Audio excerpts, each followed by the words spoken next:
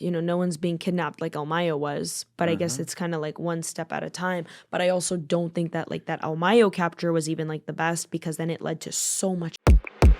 You were saying though a little while ago, right, when we were going to break and we got off it after we came back, but they might be doing like even organ harvesting at some CJNG. Yeah, I wouldn't be surprised. I mean, though, like, because that's another story that I've been thinking about for a while, right? Okay. And when it first broke, it was like all the news and everyone was talking about it. And there was a lot of speculation around what was happening at these camps, who was running it, why authorities weren't like deeply looking into it and investigating it the way they should.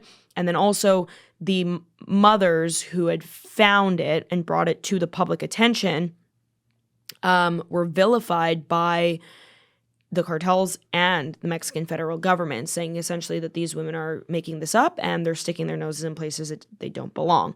Super bad, okay?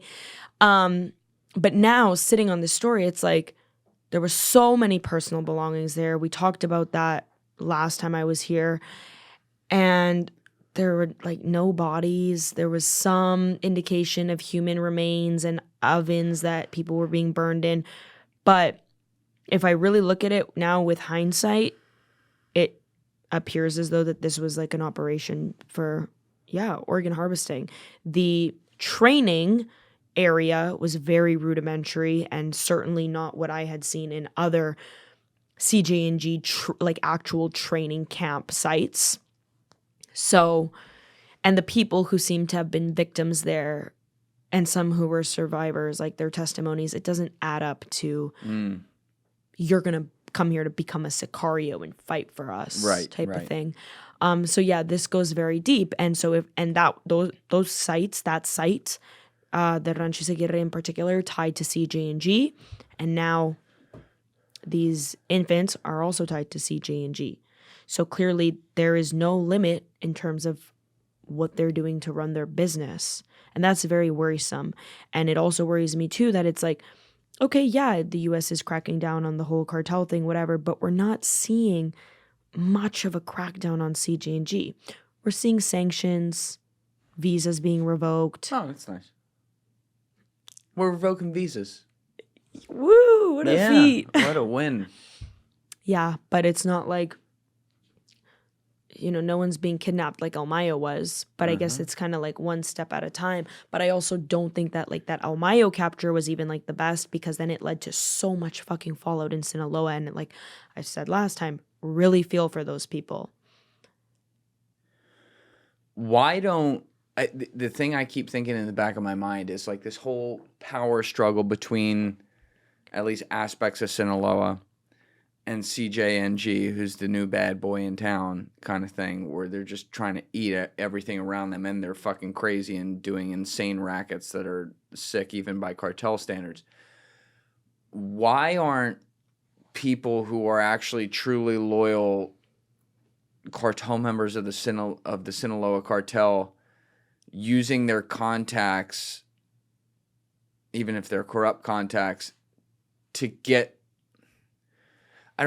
some of this information inside baseball about what CJNG's doing back, so that they can get their enemy off the playing field, like get them cracked down on. You know what I mean? Sick the fucking cops on them. Like, why aren't they doing that? There's so much to work with here. Okay, could be happening, right? But then also at the same time, with the amount of leverage that CJNG holds, who is going to have the balls to go and try to fuck them over? Because I feel like you go and try to fuck over CJNG, you get fucked double. Let's look at it realistically. Look at what they're doing.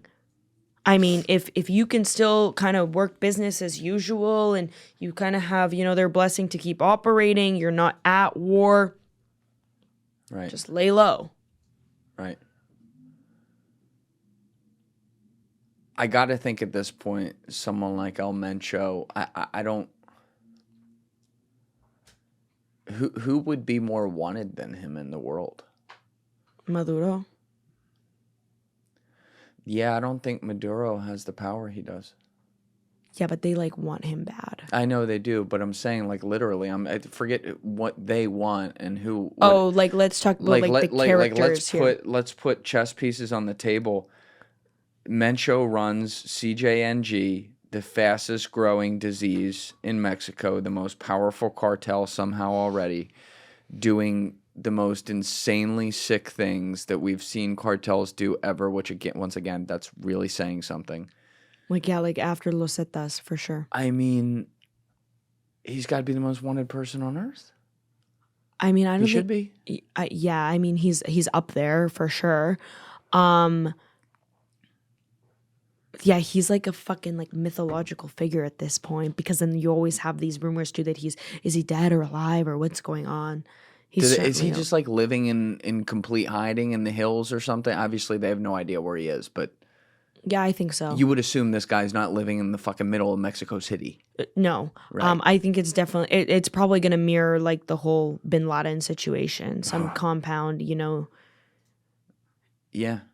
No, I would assume that's probably about what it is. It's just like, what about the fact that we've declared them FTOs and now maybe Scheinbaum's letting some people in through the back door?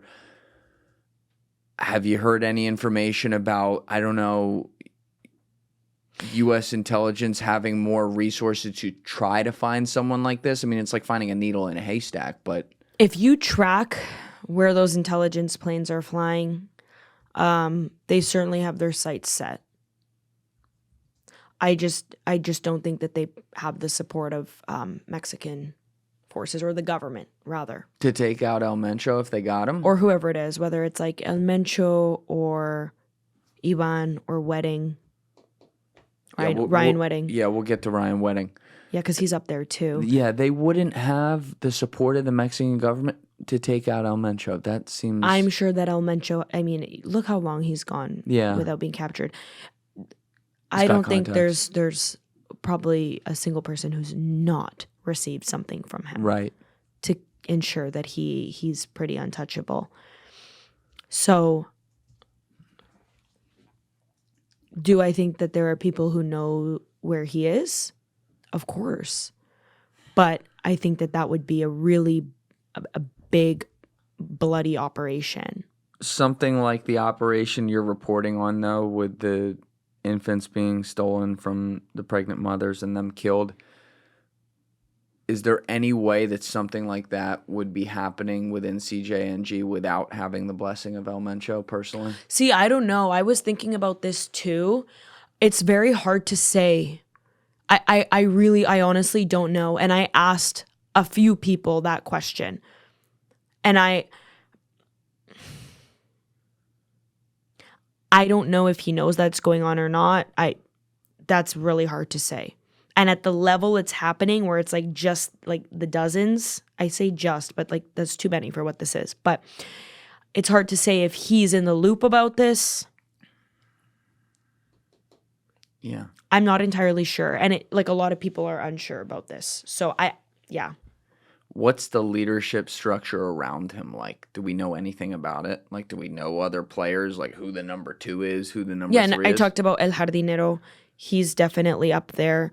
There's this another guy sort of emerging. They call him El Yogur. I think we talked about this last time. El Yogur. Yeah. I don't the remember yogurt. That. The yogurt.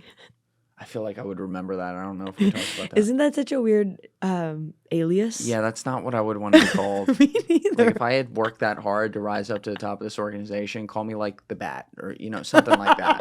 The Bat? Yeah. Like the Batman? Yeah, no, like the Batman. Yeah. I'm thinking like the Bat, like the COVID Bat. Yeah, or like Batman, something like that. Don't call me Yogurt. Like that's kind of gay. You know what I mean?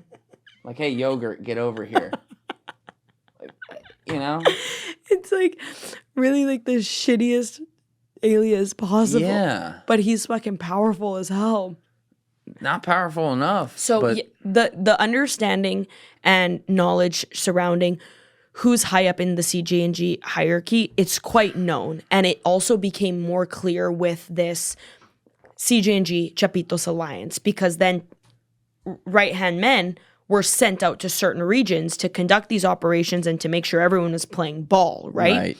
So that became very clear. Now, do I think that there's really focus on these right-hand men? No. And there certainly should be more, because if at any point in time Mencho dies or Mencho gets taken out, I think it's more likely that he dies than he actually gets captured. Yeah. One of these guys is likely going to take over. Right. And I wouldn't be surprised if one of these guys is even more violent and takes it to the next level. So those sights need to be set on who is the potential next kingpin and what they're capable of. Yeah, sorry, I can't get over how funny the yogurt thing. Yeah, it's crazy. Thank you guys for checking out this clip. If you haven't already subscribed, please subscribe and hit the like button on this video. It is a huge, huge help. And if you'd like to check out this clip's full podcast episode, that link is in the description below or right here. And finally, you can follow me on Instagram and X by using the links in my description below.